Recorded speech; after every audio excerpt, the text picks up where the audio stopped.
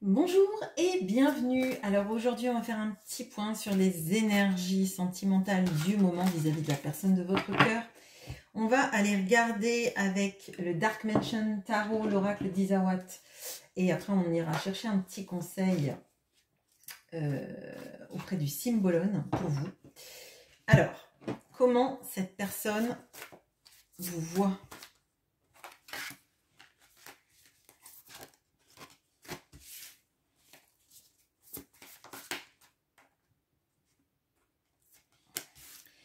Quels sont ses sentiments? Ok.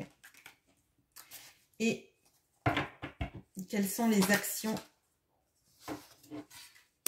que cette personne a envie de mettre en place vis-à-vis de vous? Ok.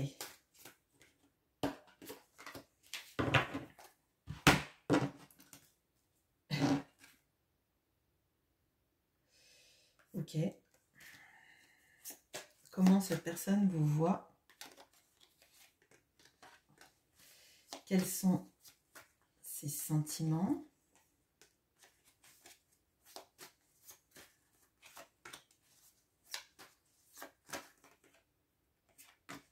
Allez.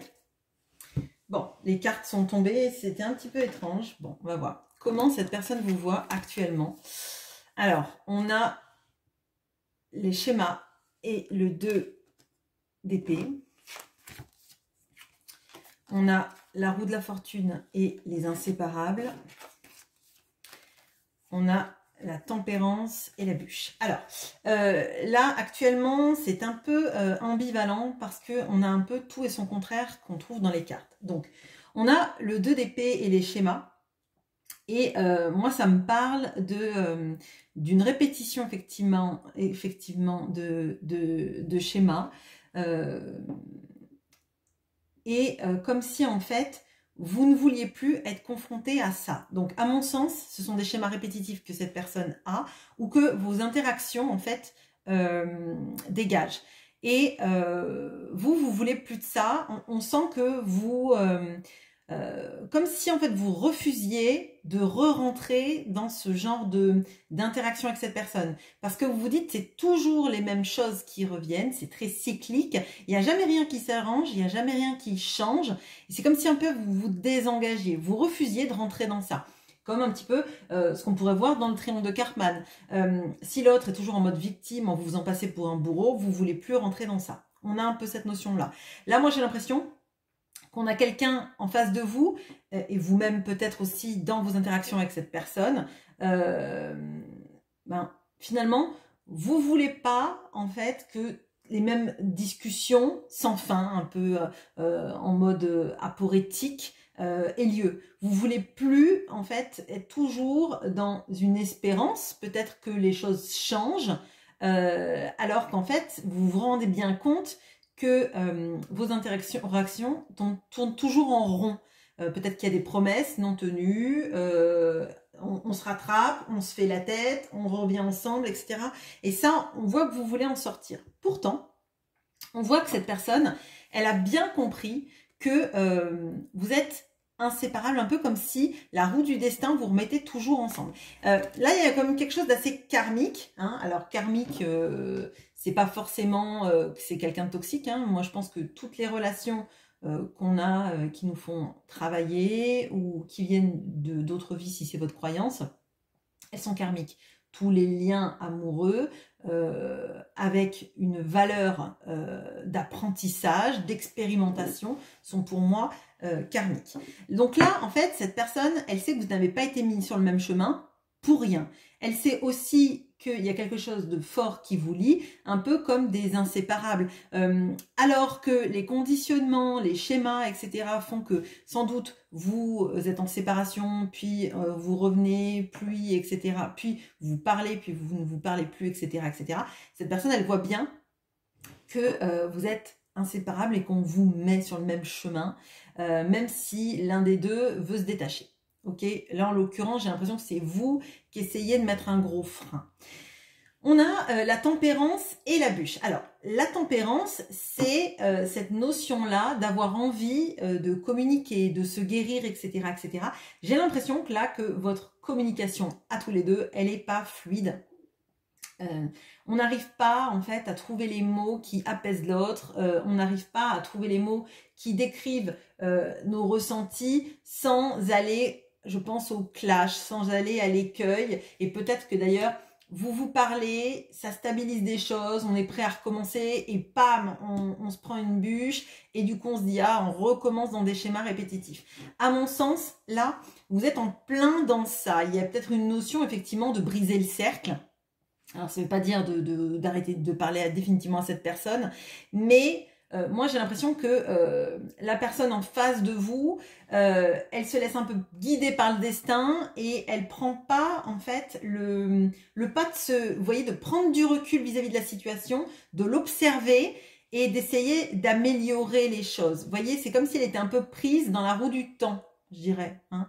Là où vous, on voit que vous voulez sortir de ça, parce qu'en fait, vous avez conscience, vous, de ces schémas.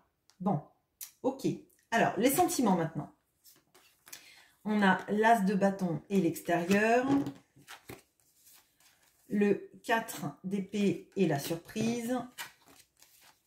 Le monde et l'éclipse. Alors, cette personne, déjà, elle a du désir et de la passion pour vous. Il y a quelque chose de très fort et en même temps de très, je dirais, téléguidé. C'est comme si, en fait, elle pouvait lutter de toutes ses forces pour pas être attirée vers vous, mais ça marche pas.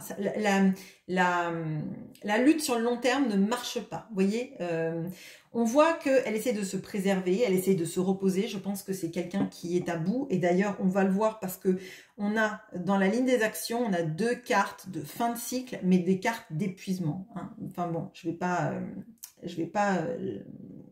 continuer sur ça, je vais continuer là-dedans. Là, on a quelqu'un qui sait que vous êtes un bienfait, un cadeau, mais c'est comme si, en fait, elle n'arrivait pas à saisir, alors, non pas l'opportunité, mais la chance qu'elle a. Alors, oui, elle sait que vous êtes une chance pour elle, d'accord, qu'il y a beaucoup de choses que, par votre intermédiaire, elle pourrait acquérir, et notamment en termes donc sentimental, hein, d'apaisement du cœur, etc., etc. Mais elle a beaucoup de mal. On voit que l'extérieur a une grande force en elle, par rapport à ce qu'elle ressent, un gros impact vis-à-vis de ce qu'elle ressent. Je pense qu'on a quelqu'un là qui dépend beaucoup de l'opinion des autres, hein, qui dépend beaucoup de l'aspect un peu social, l'effet de groupe, le besoin en fait d'être considéré, d'être validé par l'extérieur. Ok. On a le monde et l'éclipse et moi j'ai l'impression qu'en fait vous êtes quelqu'un d'inclassable. Je ne sais pas comment vous le dire mieux, mais j'ai l'impression qu'elle n'arrive pas à vous définir. Oui, vous êtes une chance. Oui, vous êtes quelqu'un dont elle sait qu'elle est inséparable. On a cette notion-là avec le monde aussi de fin de cycle. Il y a quelque chose en fait, c'est comme si elle était guidée toujours à revenir vers vous, mais elle n'a pas compris pourquoi. Hein, donc, elle le sent qu'elle est toujours amenée vers vous, mais elle comprend pas, je dirais, la mission finale, quoi. C'est, elle comprend les mini-jeux de l'escape game, mais le but de sortir de la salle, elle n'a pas compris, quoi. Enfin, bon.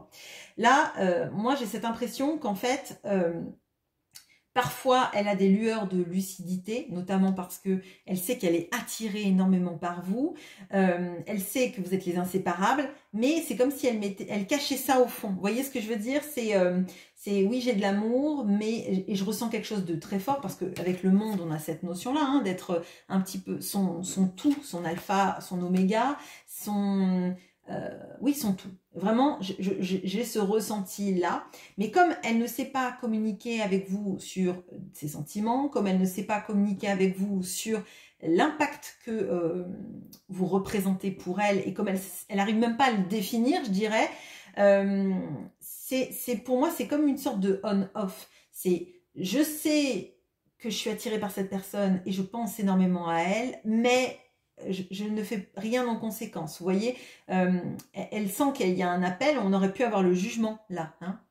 On sent qu'il y a un appel à être vers vous, auprès de vous, mais elle se sabote, elle s'auto-limite, elle part dans ses schémas. Donc pour moi, vraiment, vous voyez, le mode on-off, je le ressens. Entre le schéma et l'éclipse, j'ai vraiment cette notion-là. C'est un coup oui, un coup non, un coup oui, un coup non, comme elle le veut, comme elle le sent, un petit peu à la mesure de ce qu'elle est capable de supporter en termes énergétiques, en termes de sentiments et d'affronter ses propres sentiments. Ok. On a le 10 de bâton et le tango dans les actions. Pardon, les actions. On a le vent et le 10 d'épée. Et on a le 7 de denier et la pin-up. Bon, alors, là, effectivement, on a quelqu'un qui est usé et qui est fatigué. Je pense que cette personne ne fait rien parce qu'elle est usée. Elle est usée parce qu'elle rentre dans ces schémas répétitifs. Donc, visiblement, les schémas, c'est par rapport à l'extérieur, le regard des autres, la manière de s'engager ou de ne pas s'engager, la manière, en fait, d'avoir son disjoncteur interne qui entre en action dès que les choses sont trop fortes pour elle. On a quelqu'un qui est en mode on-off, un peu l'interrupteur, mais comme je vous dis, c'est le disjoncteur, quoi. On a beau le rallumer, dès que c'est un peu fort, il y a trop de puissance, pouf, voilà, et c'est fini, on retourne dans ça. Donc, elle est attirée par vous, elle a envie de venir vers vous, elle a envie de renouer des communications, de renouer un lien, peut-être même un lien charnel, avec vous pour vous ressentir, mais elle n'arrive rien à mettre d'autre en action pour poser la relation parce qu'elle est épuisée. Là, on a l'As et là, on a le 10. Et on a cette notion-là que c'est trop fort pour elle. L'As de bâton en lui-même est plus fort que ce qu'elle ne peut porter. À mon sens, on a quelqu'un qui se sacrifie dans une vie, quelqu'un qui fait trop de choses, peut-être qui travaille trop et qui a même plus de place pour le bonheur et l'amour. Tout simplement parce que c'est quelqu'un qui s'est conformé pendant longtemps dans des schémas répétitifs dans lesquels cette personne, elle vous a mis, d'accord ? Elle est attirée inexorablement par vous, mais elle fait rien pour vous garder. On a un peu ces ambivalences, pardon. On n'a aucune carte de coupe. Donc ça veut dire que cette personne, elle laisse pas la place aux sentiments dans sa vie, mais on a quand même des arcanes majeures. On en a 3 et pas des moindres. On a la roue de la fortune, on a la tempérance et on a le monde. On a un as, donc on a quelqu'un qui sait que c'est une magnifique opportunité de vie, de vous avoir près de lui ou près d'elle, mais c'est quelqu'un qui n'est pas capable d'assumer ça dans sa vie. C'est pas quelqu'un qui fait passer l'amour en priorité. J'ai même l'impression que il ou elle se dit que ce qui arrive, cette roue du destin, c'est un peu malgré elle. Vous voyez, comme si elle luttait à chaque fois dans ça. Et là, on voit que vous vous désengagez de ce cycle karmique, de ce schéma karmique, et je pense qu'elle ne comprend rien. Elle ne comprend rien à ce qui lui arrive. Elle a l'impression que elle arrivera jamais. Vous voyez, cette personne, elle est épuisée. Le 10 d'épée, c'est alors ça peut être la sensation d'être trahi, c'est aussi une sorte de fatigue mentale très intense où on a l'impression de ne plus arriver à réfléchir. On n'arrive plus à avancer. On est à genoux, très clairement. Avec le vent, c'est même comme si elle se demandait si tout ça c'était du vent, si elle faisait des actions alors qu'elle n'en a plus la force, est-ce que finalement ça serait pas dramatique et qu'elle arriverait pas à fonctionner vis-à-vis de vous, vous voyez, comme si en fait si elle s'engageait vis-à-vis de vous à faire des choses, vous alliez peut-être les conduire. Bon. On a le 7 de denier et la pin-up. Alors, moi, l'impression que j'ai, là, c'est qu'on a quelqu'un qui est encore dans une sorte de phénomène d'attente de voir comment ça se passe. De toute façon, il n'y a pas d'énergie, donc il n'y a personne qui bouge. Même si la vie elle essaie de lui faire comprendre qu'il faut une communication qui soit meilleure, ne pas rentrer toujours peut-être dans des silences radio après avoir ressenti quelque chose de trop fort. On voit très clairement que cette personne, elle attend sans arrêt de voir comment ça peut se passer, est-ce que les choses peuvent s'améliorer, etc. Alors, on va aller prendre un conseil pour vous vis-à-vis du Symbolone. Alors déjà, un conseil pour vous, parce qu'on voit que là, pour vous toute seule, sans penser à la relation, déjà un conseil pour vous. Là, on voit que vous essayez de vous désengager du schéma. Est-ce que c'est la bonne solution? Alors, on a cette carte-là qui nous montre l'acteur qui joue un rôle, qui joue le rôle du roi. Et on a Mercure à côté qui l'observe. Alors, pour moi, là, il y a quelque chose effectivement du rôle que la personne peut avoir joué. Et vous regardez ça parce qu'on voit que la communication, c'est quelque chose qui est primordial. D'ailleurs, on l'a vu là sur la tempérance. La tempérance, c'est d'arriver à soigner sa communication, d'arriver à avoir une communication saine qui nous fasse du bien. Vous voyez, c'est à la fois la guérison, à la fois la communication, mais les deux sont liés. Et pour moi, Mercure, c'est le dieu... c'est l'un des dieux de la communication, c'est le dieu des messagers, bon, des voleurs aussi, mais voilà. À mon sens, il juge ce roi qui a encore besoin de lire son texte. Il est en représentation, mais il n'arrive pas à communiquer de la bonne façon parce que en fait, il n'est pas dans la, il n'est pas dans le, comment dire, j'ai perdu le mot. Il n'est pas dans le, quand on excusez-moi, quand on parle de manière franche et directe, sans préparer, spontanéité. Voilà. Il n'est pas dans la spontanéité, il n'a pas assez travaillé son texte. Donc, il y a quelque chose de, je veux que les choses soient fluides, mais en même temps, je ne réfléchis pas à ce que j'ai vraiment envie de dire. Donc, quand communication il y a, j'y arrive pas. Et vous regardez ça avec de la distance. C'est-à-dire qu'en fait, pour vous, c'est important. Et tant qu'il n'y a pas une communication, à mon sens, équilibrée, vous ne voudrez pas, en fait, retourner dans quoi que ce soit avec cette personne en termes d'échange. D'accord? Moi, c'est comme ça que je le ressens. Vis-à-vis de cette relation, quel est le conseil pour vous? Alors, on a le Gémeaux et le Sagittaire. Alors, 2 fois, on a le Gémeaux. Alors, je pense qu'il y a encore cette notion-là de Mercure qui est très importante. À mon sens, en fait, il y a quelque chose sur l'observation de l'autre, de la manière dont cette personne se comporte, et si elle fait des efforts pour communiquer, des efforts pour arriver à parler de ses ressentis, de ses envies, etc. Là, à mon sens, tout tourne autour de ça. Je pense que vous êtes sur la défensive parce que vous ne savez jamais où va la relation, où va cette personne, etc. Et tant qu'en fait, vous n'avez pas des preuves tangibles de son envie, que ça s'apaise, que ça s'améliore, etc., j'ai envie de dire que je ressens, vous voulez sortir de...